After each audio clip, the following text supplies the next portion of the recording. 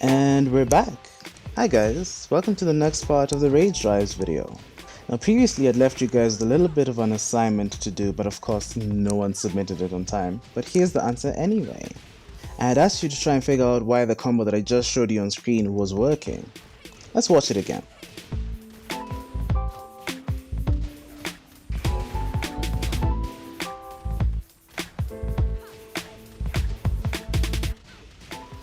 That's a lot of wall hits. If you remember what we said last time, you're allowed 2 hits before your opponent starts falling down the wall rapidly, which is why most wall combos take this format of 2 hits and then one final very low hitting move in order to maximize on the damage. Now there are multiple methods in Tekken that allow you to push this 2-hit wall limit, and today we're going to talk about Raven. Now Raven has this move, back to 3+4. It's called Spiral Cannon and it operates in a very interesting way. Notice that it's pushing Fakumram upwards instead of forwards like normal moves do. This is a very rare property to possess in a Tekken character these days, and we're going to talk about Raven's Spiral Cannon a bit more today. Now our main focus isn't going to be about its launching properties or how launch punishable it is on block. It's going to be about this weird thing it does at the wall if you can look closely. Okay, that went by too fast. Let's try and slow it down a bit. Did you see that? Right there. Armor King goes up before he's hit against the wall again. This takes us back to the high wall splat we talked about last time. They are infinite and they don't count as part of your wall combo. If we take a look at this low wall splat situation, there's not enough time for Master Raven to get that high wall splat again. Armor King just simply does not get off the ground enough for it to count as a high wall splat. Jack 7 also has a launcher with these similar properties. It lifts up rather than pushing forward like most moves should. This example can help give you a better visual of what's happening during Master Raven's wall combo. The opponent is being hit straight up, it's just that for Master Raven he ends up hitting the wall anyway, but in this case he doesn't. We can use this to give a bit more depth to the high wall splat in the game, in that a high wall splat doesn't need to be so high up, it just has to have their feet not touching the ground at the time. If at any point the opponent is hit during this animation and their feet touch the ground, for example there, that means I've already used one wall hit. So to finally explain what's happening during this wall combo, the first hit of Spiral Cannon is the first wall hit, but the second hit is a high wall splat, it's a free hit. Since we've already used up one wall hit, we can't do the normal wall combo afterwards, we need to adjust it. Now for the sake of those who don't play Raven, I'm going to try and explain her BNB wall combo to you so that it makes a bit more sense when you see it. That worked, yes, but it is possible to maximize the damage on that. There we go, 12 extra free points of damage and all it took was a bit of a timing adjustment. There goes our first wall hit. And here we have a high wall splat, not a wall hit. This is a grounded hit. It scales at 60% and does not add to the wall combo. Our second and last wall hit, and the opponent falls far enough for the last hit to also count as a ground hit. Big damage. Okay, now the Spiral Cannon is out of the way, let's talk about her Rage Drive in a bit. Watch this.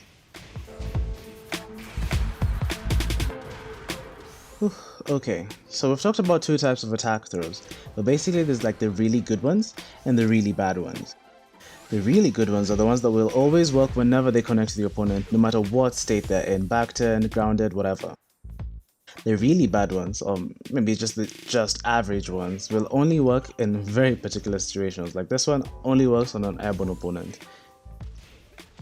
Ugh, reeks of low tier. Raven's is somewhere in between because it will not work on a back-turned opponent, she will not transition to the second kick, but other than that it does everything you'd need it to. So Master Raven's Rage Drive is an attack throw. It starts with a knee that's +5 on block, which is very good because it's a 15 frame launcher that's plus on block. This is good for her because the fastest launcher is down for 2, which is 16 frames, so in Rage she gets a 15 frame launch. However, this move in particular has a very bad hitbox for a mid. It goes over so many things, which is weird considering the things it works on, like that follow-up from forward 4 which I showed earlier. That being said, this Rage Drive is technically a launcher with too much pushback to capitalize in. However, this launcher also has extensions. You can input 2 to get a Tailspin extension, which is the more common one you will see. This version is the version that most people will use to start combos, to continue combos, etc, etc. It can lead to very big damage if you know what you're doing and if you manipulate the walls very carefully. Damn, almost 100. Now, Master Raven is theoretically a very strong character. She has almost everything you would need, really. However, with the way she works, I don't know if Mr. Raven worked like this in previous Tekkens as well, but everything you do of hers is very situational and very finicky and prone to dropping at the worst of times, which is why I think most people don't use her.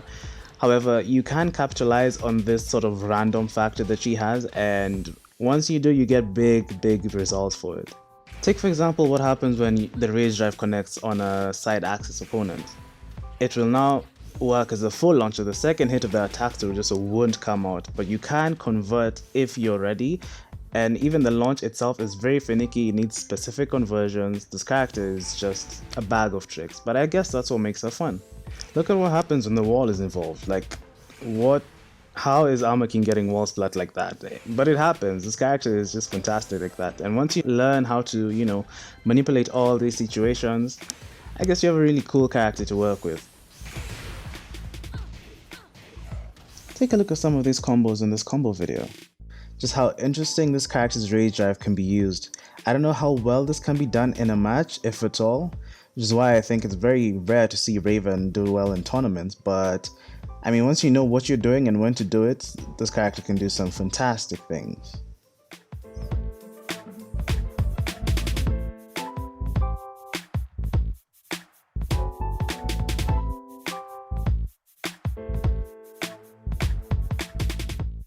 The link for the rest of the combo video will be in the description. I highly recommend watching it, but for now let's go back to the combo we were talking about. And for that we need to talk about Forgotten Realm, this stage. Now, wall combos in floor break stages have a very particular way of working. When we break the floor with a bound move that flips your opponent, hitting them against the wall will give you another high wall splat situation because their feet are not touching the ground yet. Breaking the floor with a move that does not flip your opponent over does not give you the same high wall splat luxury because their feet are already touching the ground.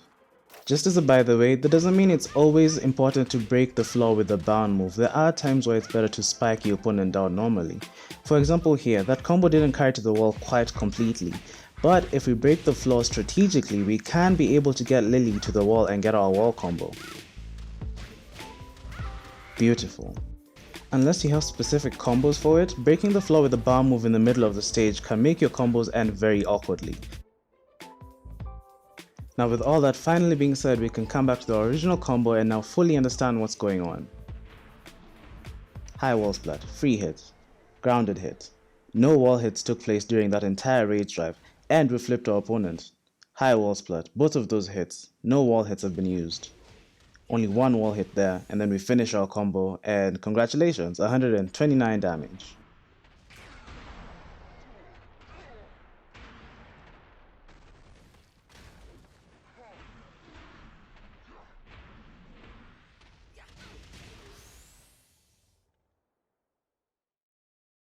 What's up everybody out there on YouTube land, this is Tony, otherwise known as Simba. So I want to tell you guys about a thing called Tailspin.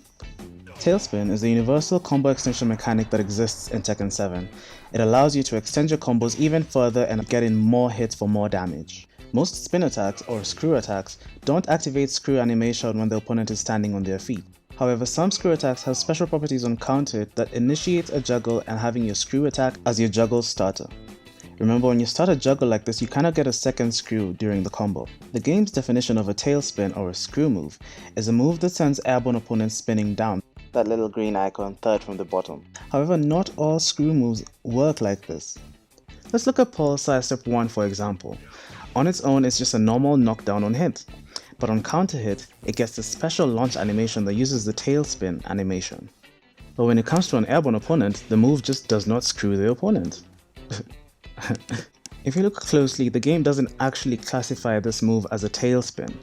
Despite that, the tailspin mechanic has been utilized on counter, meaning that you cannot get an extra tailspin even on the follow-up combo. This means that your follow-up combo will be a combo that does not utilize tailspin, or classic style Tekken combos. Luckily for Paul, even without the tailspin mechanic, you can still get decent damage with very minimal hits, or even you can add a bit more hits, a bit more flair to your character and enjoy the benefits of playing Paul. If you wall splat an opponent to the tailspin, you still cannot get an extra tailspin after the fact. It's also worth mentioning that you cannot instantly tailspin an opponent who is facing away from you. Let's take a quick look at Jin's Rage Drive and his Electric Wind Hook Fist. That was the tailspin mechanic we just saw, and even in the rage drive if you look closely, the tailspin mechanic was used in the first hit. What this means is that if you use either of them as your juggle starter, you're not going to be able to get an extra tailspin at the end of your combo. And as you'd expect, if you look closely, the game does not classify either of these two moves as tailspins. Those funny inputs for this rage drive don't even begin to showcase just how powerful it actually is. It's -7 on block without the transition, but you're always going to transition into a clean plus 18 frames. Whilst 23 being 16 frames means you have an uninterruptible, unparryable, unpunishable, unstoppable, unduckable wall splat tool and or counter hit launcher. Of course, getting it out at 16 frames is easier said than done. With the threat of that super mid I've just mentioned, Jin now has access to freely utilize his 50-50, either a low launching hell sweep or a mid launching uppercut. Fantastic! Both his hook fist and his rage drive can technically come out at 14 frames, however I just don't have that in me to do it. You can see it doesn't register as a punish, but it can be done, which is something we should always complain about. Because of the crouch dash animation, it is possible for the rage drive to sometimes go on the highs, but it's very hard for me to recreate, and I think it's very hard in general to recreate, but once it happens, oh boy. 펌핑 1타 대시가 나죠. 하이킥 의심하고 있어요. 하단 하단 와 말도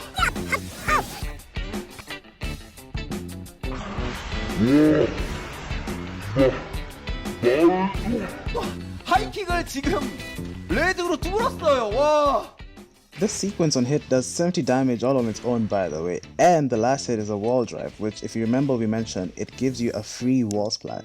Because of its absurd damage numbers and its speed, it's very possible to use it at the beginning of combos to front load your combo with damage and then get even more damage at the wall. It's really such a great rage drive. The first hit of the rage drive does 25 damage. The second hit deals 35 damage, Jesus Christ. The third hit deals another 25 damage, and the fourth and final hit does 24 damage. Look just how far the man glides across the stage to reach you. For an easier mental comparison, this is like the equivalent of adding 4 of these delayed hop kicks at the start of your combo.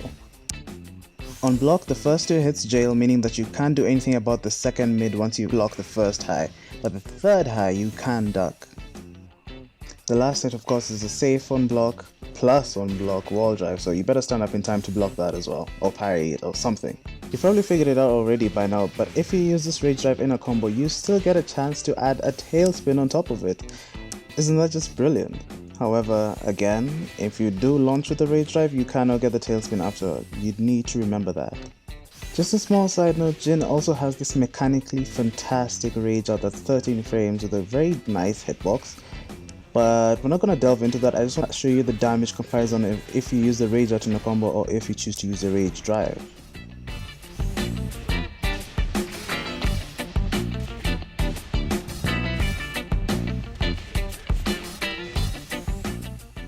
And that's not even the optimal combo.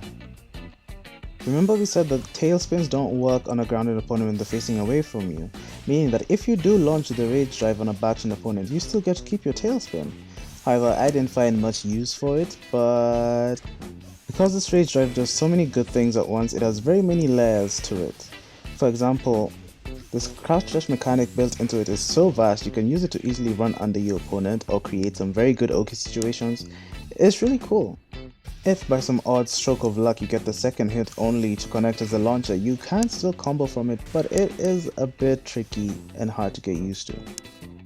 This is like the easiest option you have. You just dash under them and do 1-2 fall. Pretty simple. The slightly harder alternative is to do a precise crouch dash fall, which has to be delayed long enough so that Jin doesn't dash under the opponent. After all that, he still gets around the same damage. Wow. And then there's this guy.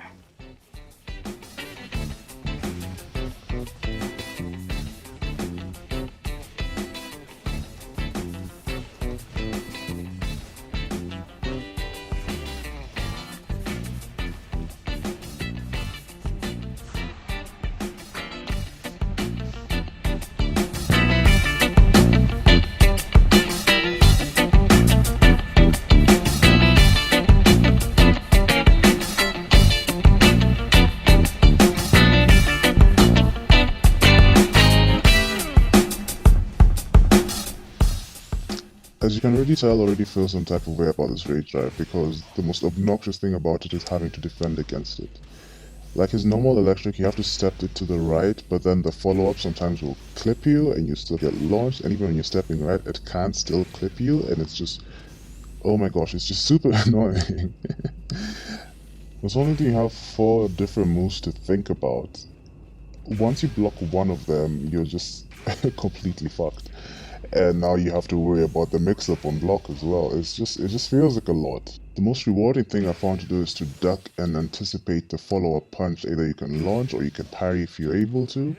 Either way, this is one of those rage drives that puts all the pressure on the defending opponent and all of the relief onto the attacker, at least in my opinion.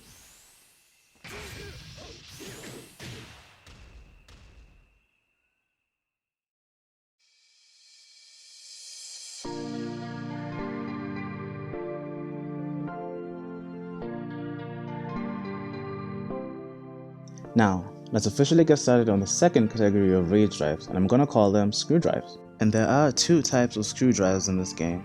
We have the standard ones that look like they utilize the tailspin mechanic but actually don't, and the ones that actually do.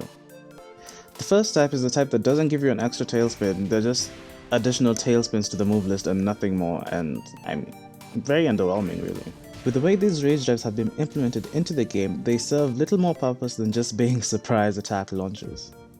Even though Tailspin is a combo extension mechanic, you don't want to use these to try and extend your combo. Yeah, they do very little damage when used in combos. After all the balancing and buffs that have happened, only 3 characters in the game currently have this kind of rage drive, and that's Eddie, Fakumram, and Xiaoyu. And I feel like Eddie is gonna get this buffed for Season 4, I just have that feeling. The only exciting extra use of these kinds of rage drives that I've seen is that after Eddie's down for 2, sometimes you can get it to combo. It's very tricky and inconsistent, and the follow-up combo is really nothing worth talking about. Regardless, it can still turn a safe elbow into a launcher, and I think that's always good to have anyway.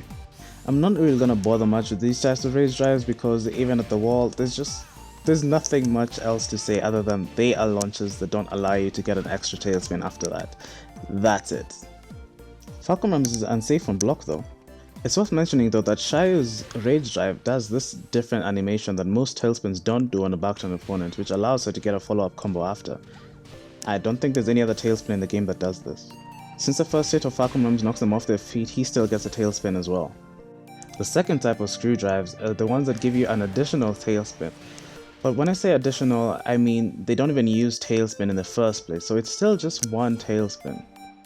These moves are just typically buff versions of already existing moves, though some characters have completely unique animations for theirs.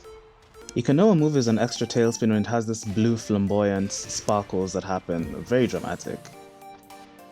Not to be confused with Claudio's Starburst mechanic where the blue sparkles are on his hand rather than on the opponent, even though they do serve slightly similar functions except on an airborne opponent. On block, these rage drives don't have as much pushback or plus frames as the wall drives mentioned in the previous video, however they still can be used for pressure if blocked, and the following are the rest of the characters that have rage drives of this type. We have Horang's Enhanced Hunting Hawk, great for combos and it's +4 on block, decent.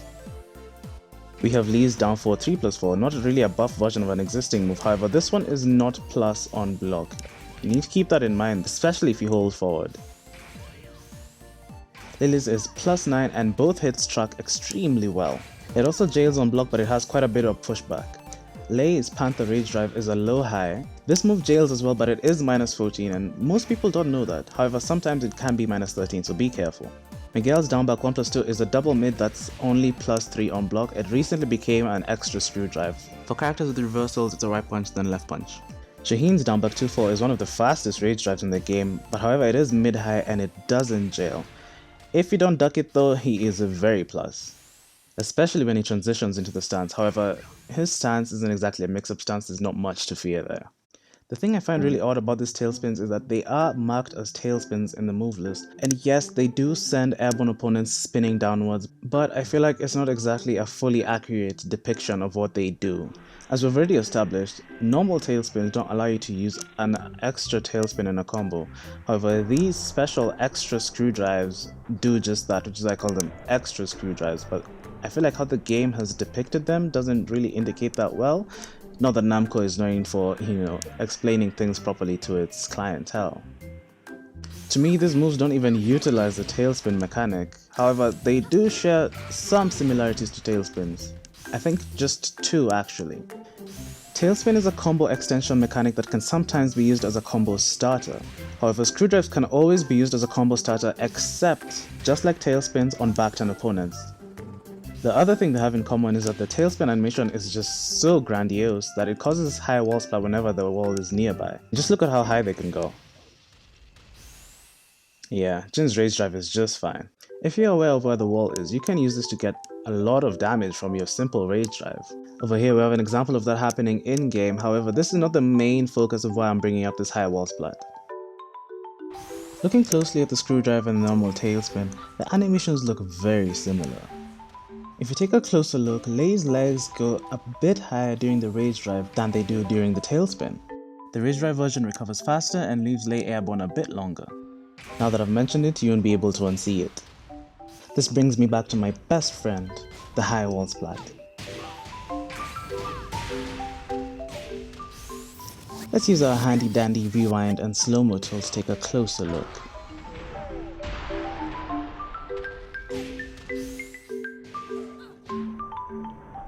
Did you see that?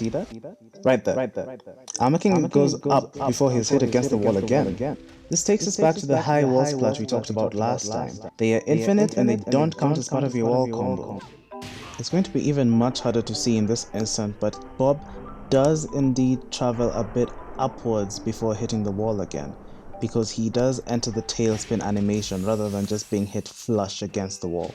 The more distance between the opponent and the wall, the higher they will travel. Now, unlike wall drives that are specifically built for this purpose, these types of rage drives are very inconsistent in their operation in this way. It's not really advisable to rely on these rage drives to do this type of thing, however there are specific situations that work all the time. For example, after MeoIL's hop kick, he will get that extra wall splat, but then again you just don't know how high they are at the wall. It's really up to the player to allow specific situations where this would work. I would show you some, but again I wouldn't want you to rely on them, especially because these types of rage drives don't really do much damage by themselves, meaning that you're not going to get a very high damaging wall combo than you would normally. You will see combo videos out there manipulating these screw drives in very fascinating ways. However, in a practical match, which is what I intend these videos to be used for, I wouldn't recommend using them in this style. Now, discounting the generic screw drives, these extra screw drives, when I was looking at them, I thought to myself, which one is the best and which one is the worst? They all seem to be quite middle of the road for me. Like they do what they do when they need to do what they do. Alice's is great for combo extension and pressure since she flies towards you, so there's no pushback. It's the exact same case for Harang, and the wall carry is excellent. Lili's turns a somewhat risky, somewhat steppable launcher into a non-risky, non-steppable launcher. Lei's Panther Rage Drive turns Panther into a full-on 50-50 stance. Low is a launch, mid is a launch, great. MeoIL has some decent use of it now that it's been buffed. It does have some high evasion frames, and there's a bunch of moves where it turns them into full launches.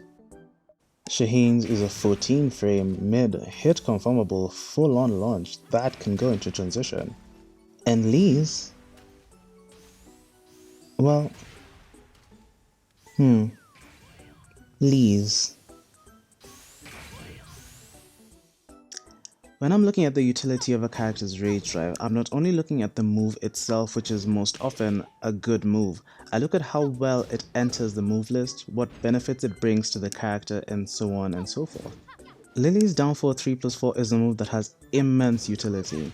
However, it does lead to a sort of mix-up situation on block for both players. The attacker needs to anticipate the defender's response while the defender needs to predict the attacker's follow-ups. A 12 frame mid is usually the best option, however there is still ways that Lili can beat that. If we turn to her actual rage drive now, it eliminates that whole mix-up entirely and gives you +9 frames. However, on block there is more pushback than most of these screw rage drives, meaning that she can't really continue her offense the same way that the other characters can. At least, not in the open anyway, and Correct me if I'm wrong, but these are the kind of rage drives you want to use in the open. They're not exactly gonna benefit you more at the wall. But despite being the most authentically plus rage drive of its class, these plus frames aren't plus frames you can actually use, and what this rage drive does is actually throw away your turn. Now whether it's to initiate or extend a juggle, screw drives are mainly combo tools that offer much more wall carry than the normal versions. With the current design of Season 3 Tekken, you want to get your opponent to the wall as much as possible. Lili's combos, which are, by the way, my favorite combos in the game by far, don't have much trouble getting you to the wall in the first place. And with this added screw drive mechanic, I don't feel like it does much to help. It is there, but it's quite hard to use compared to the other screw drives. What I mean by that is that you really have to go out of your way as a Lili player to decide, I want to use the screw drive here, because her normal stuff does the job quite well. Now I watch Lili matches a lot. I find her combos very satisfying with the back 1 loops and the instant while stunning 2s. I rather enjoy her combo videos as well, but every time I watch a combo video I notice her rage drive barely makes an appearance, and when it does it's for like the bare minimum features of a screw drive. Now it does crash slightly earlier than its normal version, so the rage drive itself is a good move, but I feel like all it does for Lili is give her another move that she can just throw out. One huge advantage of screw drives that I thought was actually a more common occurrence than it actually is in the game is that they turn moves that don't originally give you a full combo into full launches. I think this feature was the right idea for screw drives and that more of them should be doing this. However, I do understand that the damage can be a lot, especially on a character like Miguel. I feel like they balanced his well even before they buffed it, and that the moves you can get a launch from aren't the best moves, and you get your reward for landing them. Very few characters surprisingly actually use the screw drives in this manner. Even Yoshi does it from such a niche move. Like, this has to be a move you've never seen before in order for it to land most of the time. But when it does, it's plus 14, you get a free rage drive. I think Miguel and Lee are the only 2 characters that famously use the screw drives to significantly increase the power of their moveset. Lili's rage drive isn't that good in my opinion because it's a good move on an already good character that doesn't need it. Lee's rage drive, however, is just a bad move. It has all the standard perks of an extra screw drive, the high wall splat, the instant launch, yada yada yada. However, this one is not plus on block. I don't know why it's not, because the rest are, but his isn't. Back when 443 used to be 16 frames, his rage drive used to be a very good alternative to the much harder to execute 443. That means it could be used easier as a wall ender or even as a pushback move punish. Of course, even if 443 was buffed in speed, the rage drive still gives you a full combo where 443 does not, which is great really. My critique of Lee's rage drive is this: they don't want you to just throw it out because it is minus on block. They want you to save it for the while standing 2-3 or the counter hit up back 3 if you're ever gonna land that move. Now that I love. I feel like that's how rage drives should be balanced. They shouldn't be plus on block, for heaven's sake. My one problem is that besides while standing 2-3 and counter hit up back 3, there is very little incentive to use this rage drive anywhere else. Again, not that that's a bad thing, it's just that the recovery on Lee's rage drive makes it very hard for you to express yourself freely on other combos, even though technically you should be able to quite well. I think these 2 characters, Lili and Lee, have such flashy combos that it would have been great if their rage drives really accentuated on that. If they didn't push back so far or have such weird recovery, these 2 would be able to exhibit such lovely combos without necessarily doing overly absurd damage. I know it's a very personal and subjective reason to find rage drives, their rage drives in particular, to be weaker than the rest, but I mean, it just adds to the rest of the stuff I've listed, and yeah. In my opinion, it's Lee's rage drive and then Lili's for the worst rage drive. Not that they're bad, not that they're that bad, just if I had to pick, if I had to put someone at the bottom, it would be Lili, and if I had to put someone at the top,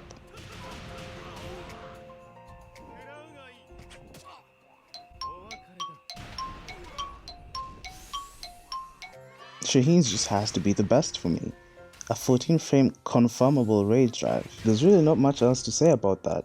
It doesn't really integrate into his move list that well, but that move alone, just having it, makes him so powerful when he's in rage that all this other stuff I've mentioned about screw drives, it really doesn't matter because his has no execution needed, his is very easy to hit confirm, his is one of the fastest rage drives in the game.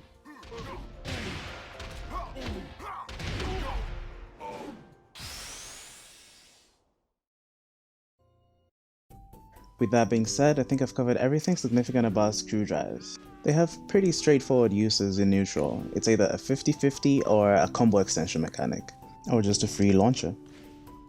That's it. That's the whole 30-minute video summarized into like 2 sentences. Hope you liked it, hope you found it useful, and I'll see you next time when we talk about now the launch drives.